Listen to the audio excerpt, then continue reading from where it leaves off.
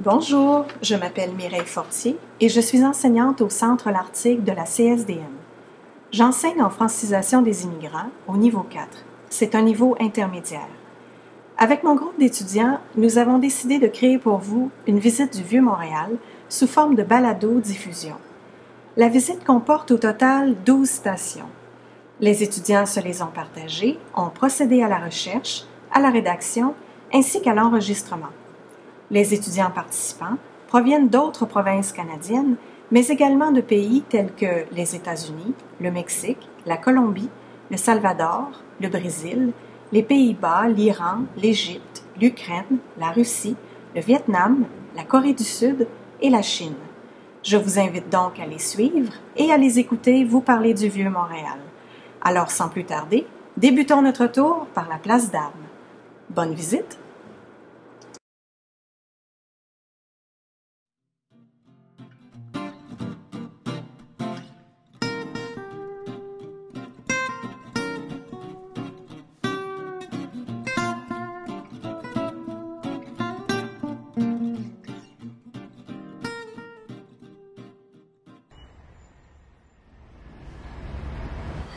Bonjour, je m'appelle Jeroen et je viens des Pays-Bas. Bienvenue à la place d'Armes, au centre de laquelle se trouve le monument en l'honneur de Maisonneuve, le fondateur de Montréal. La place est un lieu très important, situé au cœur du quartier historique. C'est l'endroit où, en 1644, quelques colons, avec de Maisonneuve à leur tête, auraient combattu quelques Iroquois. Les Indiens ont attaqué les colons qui, selon la légende, ont été prévenus par les aboiements de la chienne pilote. Maintenant, la chienne est représentée par la statue au centre de la place, avec les autres héros historiques. Entre 1654 et 1799, la place était occupée par le cimetière de l'hôpital de l'île de Montréal. Une petite chapelle du cimetière se trouvait au nord de la place, sur l'emplacement actuel de la Banque de Montréal. En 1693, la place a été ouverte et est devenue une place publique, mais appartient toujours aux Sulpiciens. Ils l'ont vendue à la ville de Montréal en 1836, après la construction de la basilique de Notre-Dame, qui se trouve au sud de la place. Après la vente, le lieu a été transformé en un marché, ainsi qu'un terrain de parade pour les troupes de la garnison. Et voilà pourquoi elle se nomme la place d'Armes. À l'est de la place, situé à côté de l'édifice Aldred, se trouve le premier gratte-ciel de Montréal, l'édifice New York Life. L'immeuble a été inauguré en 1889. Ce prestigieux édifice est bâti dans le cadre de la construction de plusieurs bureaux régionaux en Amérique du Nord, pour la compagnie d'assurance vie New York Life. Cet immeuble a été construit avec beaucoup de nouvelles techniques pour cette époque. Par exemple, les premiers ascenseurs hydrauliques, l'électricité et des réservoirs d'eau pour combattre les incendies. En général, la place d'Armes représente tous les styles architecturaux franco-canadiens.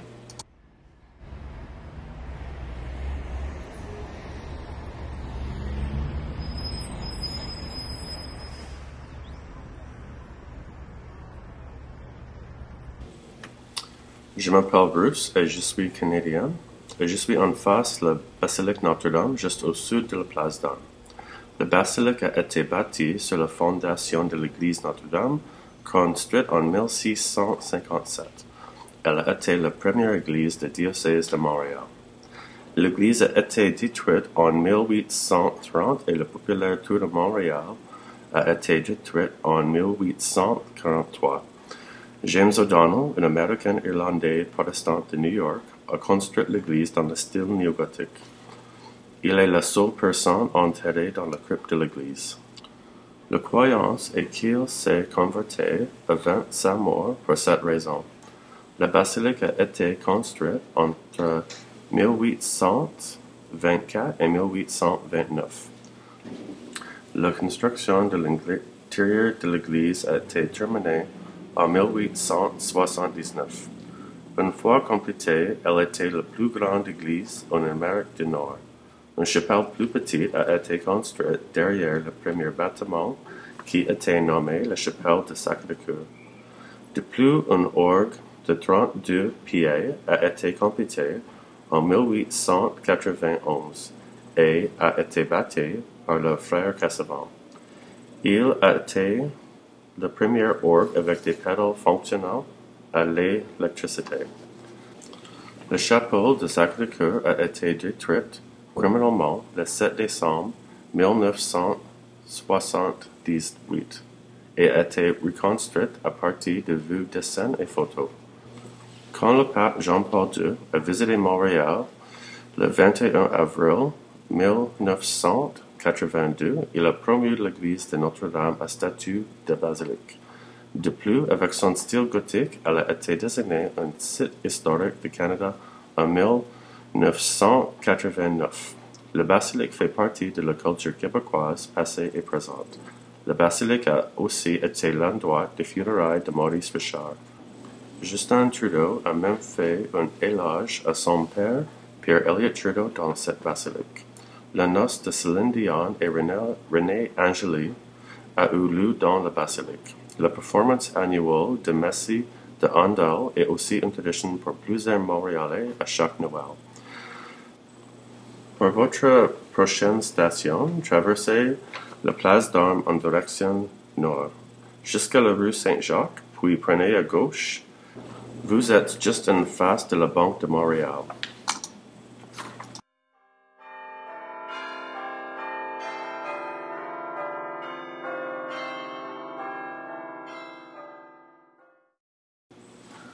Bonjour tout le monde, je m'appelle Alfonso, je suis mexicain et je vais parler de la rue Saint-Jacques.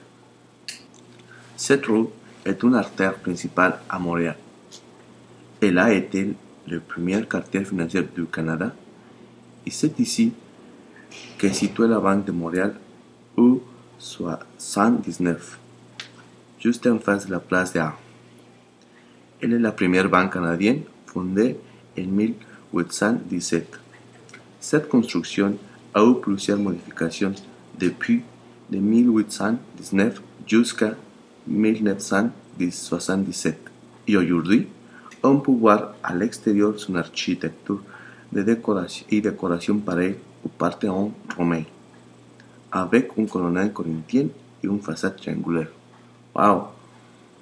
À l'intérieur, elle est un hall qui possède 40 colonnes de marbre qui supportent un dôme de plus de 27 mètres de hauteur. Depuis 1977, la banque a déménagé à Toronto.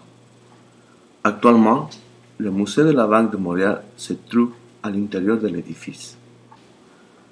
Les horaires d'affaires toute l'année sont de lundi au vendredi, de 10h à 14h. Et l'entrée est gratuite. Bon, on est à l'extérieur, en face de la Banque de Montréal. Marchez sur la rue Saint-Jacques en direction ouest jusqu'à la rue Saint-Pierre. Vous devez tourner vers le sud et emprunter la rue Saint-Pierre. Marchez jusqu'à la rue Place du Ville. Attention, vous allez passer 5 rues. Bonne chance!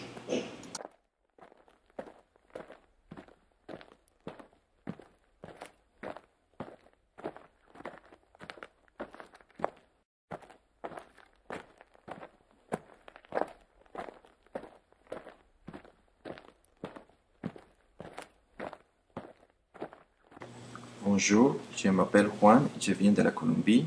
Je vais vous parler de la place Duville. Le 16 décembre de 1901, elle a été nommée la place Duville en honneur de Marguerite Duville, la fondatrice de la congrégation des Sœurs Grises, responsable de l'hôpital général Boissin. Elle va de la place Royale jusqu'à la rue McGill. Sa forme allongée vient d'un terrain gardé entre les vieilles fortifications de la ville et les domaines de l'hôpital des Sœurs Grises. Pendant plusieurs années, cette place a été un marché et a souvent été modifiée. De la place du Ville, marchez vers l'est jusqu'à la rue du Port. À cet endroit, vous verrez à votre gauche les lieux de la Fondation de Montréal, votre prochaine station.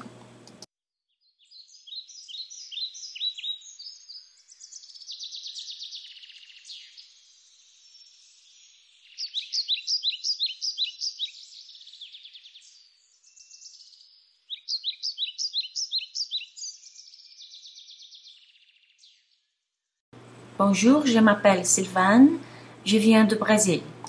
Je m'appelle Công An, je viens du Vietnam. Je vais vous parler du lieu de la fondation de Montréal. Ce lieu était connu des Amérindiens depuis très longtemps. Il était utilisé par les Indiens comme site de transfert pour la vieille Saint-Pierre.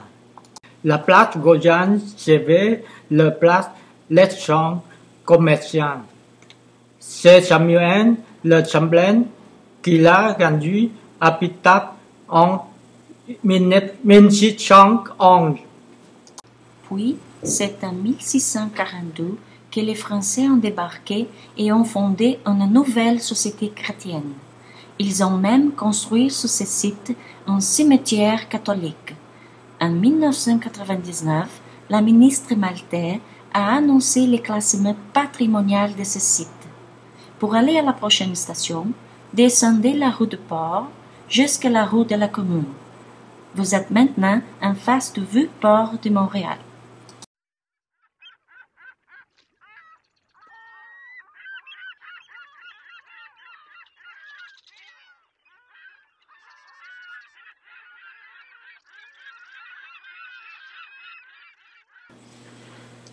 Bonjour, je m'appelle Adi, je viens d'Iran. Je représente le vieux port de Montréal.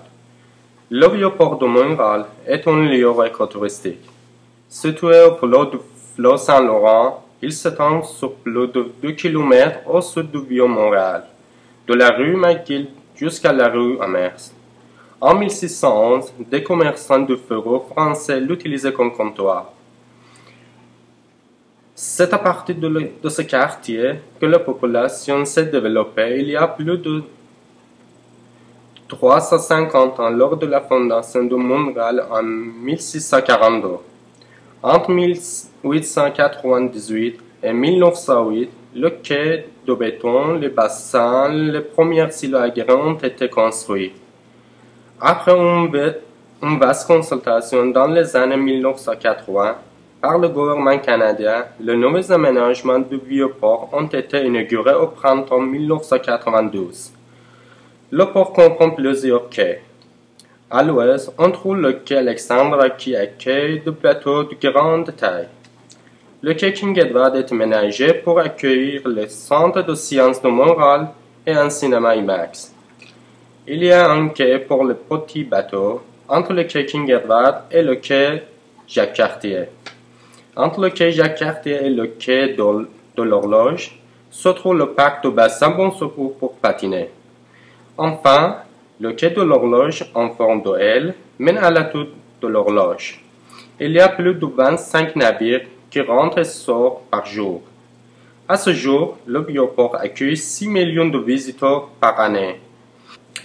Pour visiter la place Royale, marchez sur la rue de la Commune vers l'est jusqu'au coin de la rue Royale. C'est juste en face.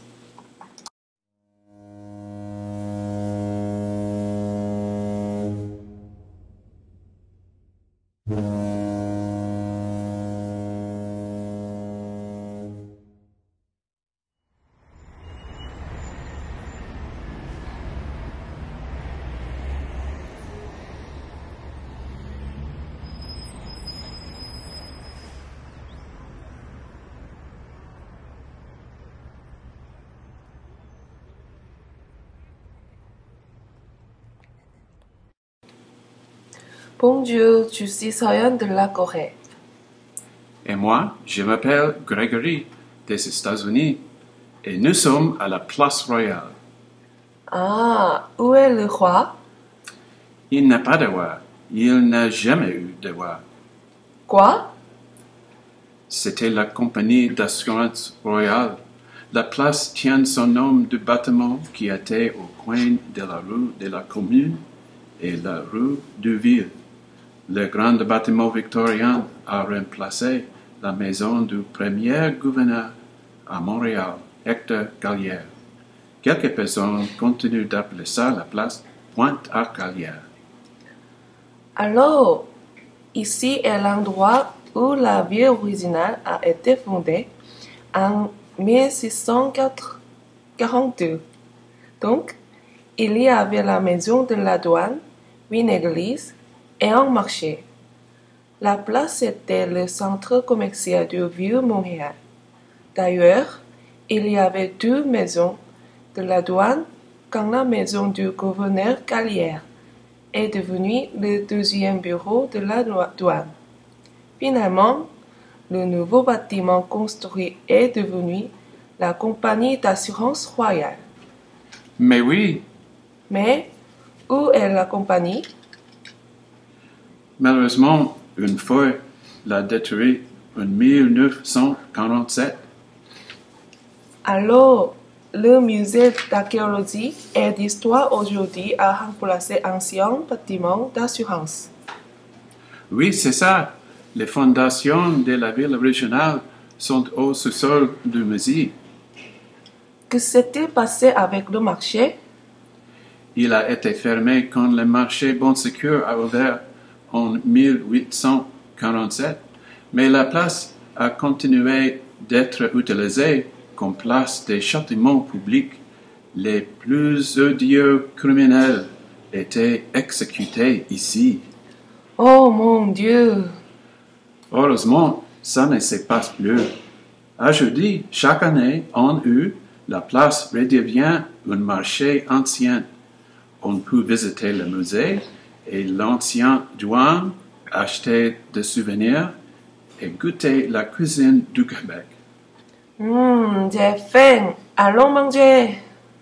Oui, bonne idée. Excusez-nous, vous continuez vers l'ouest sur la rue de la Commune jusqu'à la rue Saint-Sulpice. Tournez à gauche et marchez jusqu'à la rue Saint-Paul. Bonne journée. Bonne journée.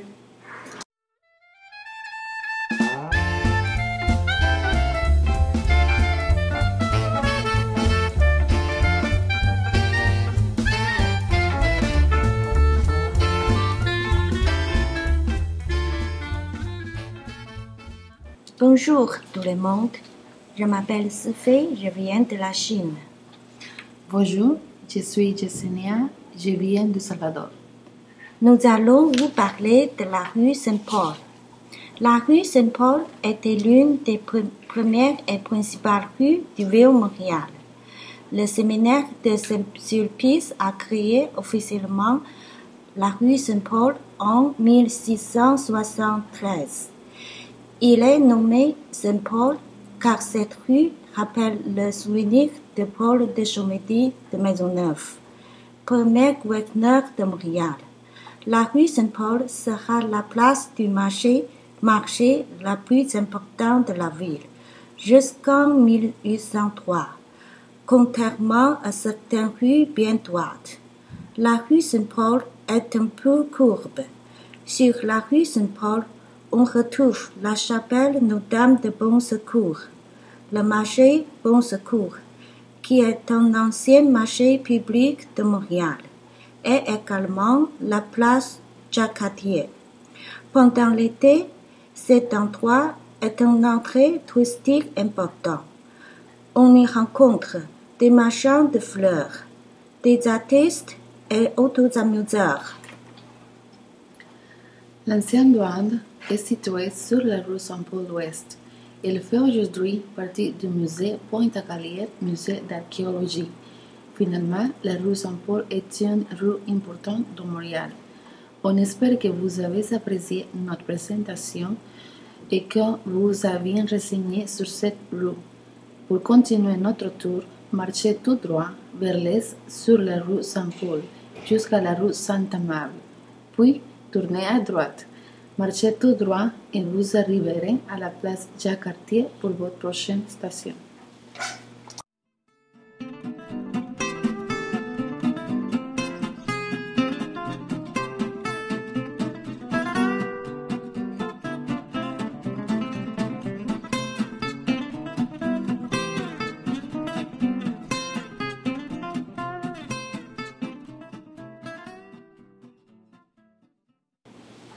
Bonjour à tous, nous sommes Catherine et Alex. Je viens des États-Unis et Alex vient du Canada.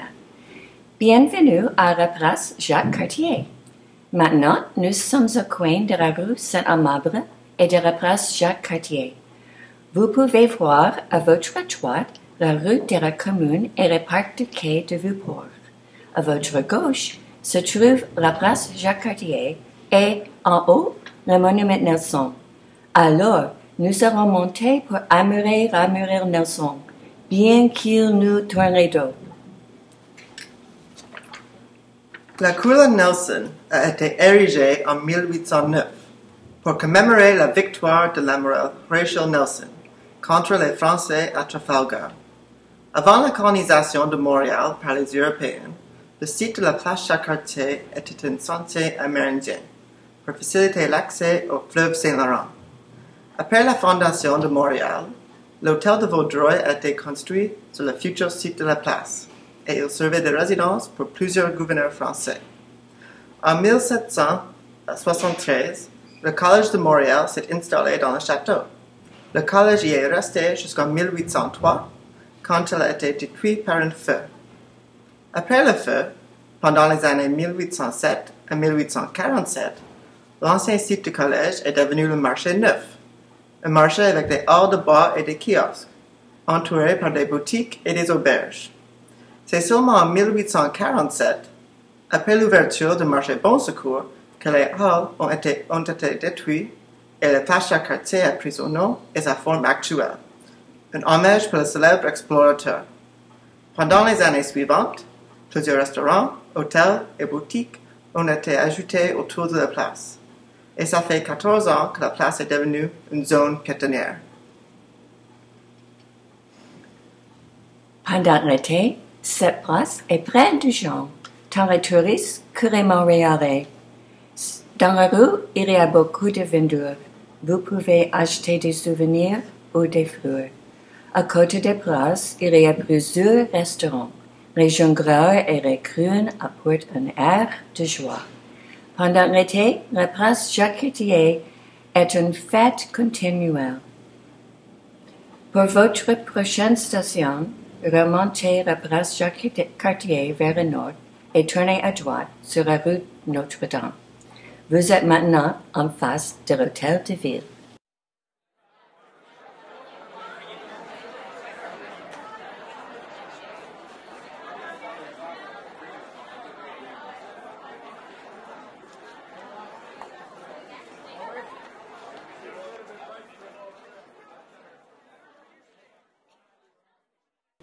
Bonjour, je m'appelle Elena, je viens de la Russie. Je voudrais présenter l'Hôtel de Ville de Montréal. L'Hôtel de Ville de Montréal est l'œuvre des architectes Henri Maury-Perrault et Alexandre Cooper-Hitchson et a été érigé entre 1872 et 1878. Son style architectural est du Second Empire ou Napoléon III. L'Hôtel de Ville est situé au centre du Vieux-Montréal, face à la place Jacques-Cartier. Son adresse est 275 rue Notre-Dame-Est. Il est accessible depuis le métro Champ de Mars. Il était le siège du conseil municipal de la ville de Montréal. 1967, c'est de son balcon que le général de Gaulle, alors président de la France, a lancé son célèbre « Vive le Québec libre » à la fin de son discours parce que le 24 juillet 1967, la plus grave crise politique entre le Canada et la France s'est terminée. L'Hôtel de Ville de Montréal a été reconnu comme un lieu historique national du Canada en 1984. Bonjour, je m'appelle Elena. Je viens de l'Ukraine. Je voudrais présenter le palais de justice. Le vieux palais de justice se trouve entre le palais de justice moderne et l'hôtel de ville. Vous pouvez le trouver sur la rue Notre-Dame au numéro 155. Ce palais de justice a été construit entre 1851 et 1857, puis modifié en 4 ans. En 1890, le gouvernement du Québec a décidé de faire l'agrandissement du palais de justice. 12 architectes Maurice et le fils de Henri Maurice Perrault ont fait l'ajout d'un étage complet et d'un autre étage surmonté au centre d'un énorme dôme pour la bibliothèque du baron. Les murs sont en pierre gris locale et les toits sont recouverts du cuivre. Les meubles à 4 étages incluent le rez-de-chaussée. Un 5e étage et un dôme en bois et métal surmontent la partie centrale. Pour votre prochaine station, prenez la rue Notre-Dame en direction est et tournez à droite sur la rue Saint-Claude, puis à gauche sur la rue Saint-Paul. La chapelle se trouve à votre droite sur la rue Bon Secours.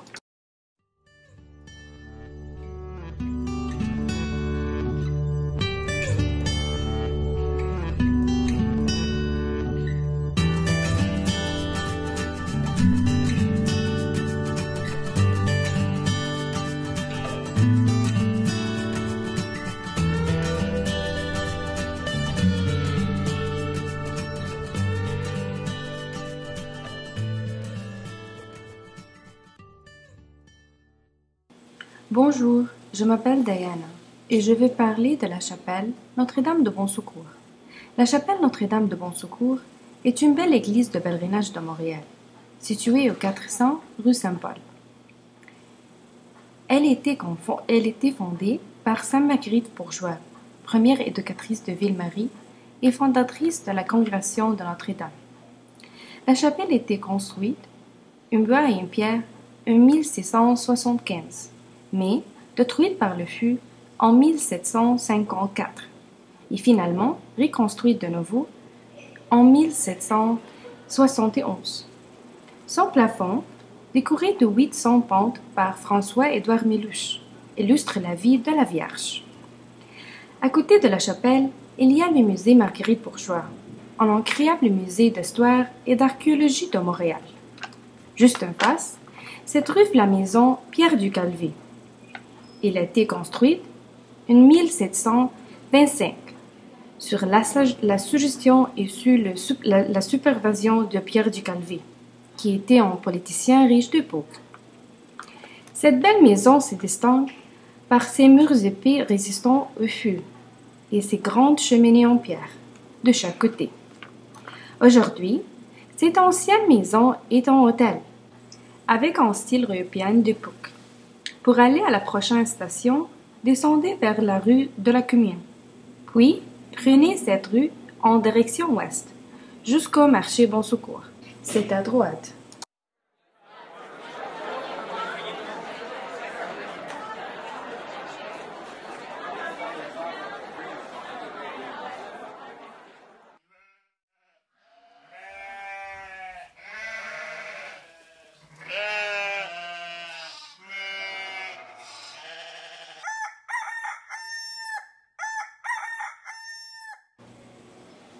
Bonjour, je m'appelle Nini Junco, je viens de la Colombie.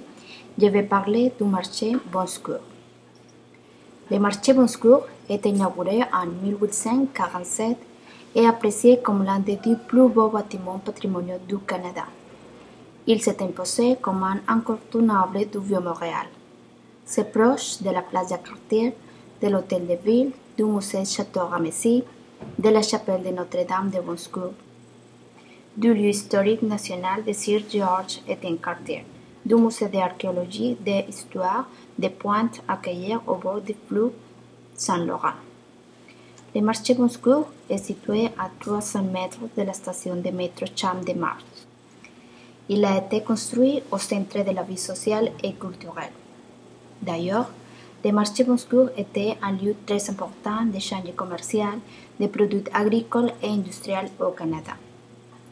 Puis, en 1852, à cause de l'incendie du Parlement du marché Saint-Anne, le marché Bon Secours a accueilli l'hôtel de ville pendant les 25 années suivantes.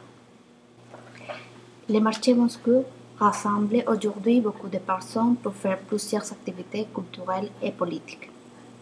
Ici se termine le parcours touristique de la ville de Montréal. On espère que vous avez apprécié et que vous vous êtes amusé. Merci. Merci.